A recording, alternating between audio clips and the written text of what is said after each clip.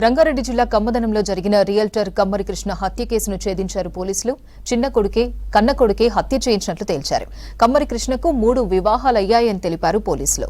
మొదటి భార్య కొడుకు కమ్మరి శివ, తండ్రి హత్య కోసం బాబా శివానంద్, గణేష్, జేసీఎల్ అనే 3 వ్యక్తులకు 25 లక్షల సుపారీ ఇచ్చి ఒప్పందం చేసుకున్నట్లు విచారణలో తేలిందన్నారు పోలీసులు.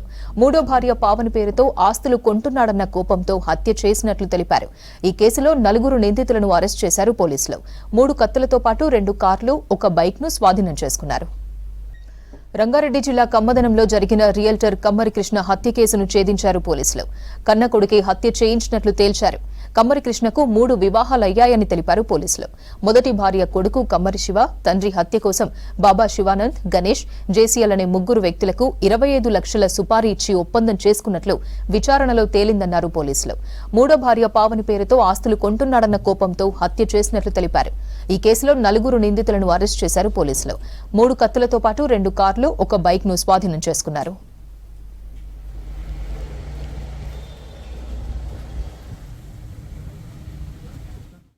అనేది ఒక ఎలిగేషన్ పైన తన కోపం పెంచుకుని చంపాలనే ఉద్దేశం పెరిగి ఇతను ఇట్లా కాన్స్పిరసీలో భాగంగా ఇతను కలుపుకుంటాం జరిగింది.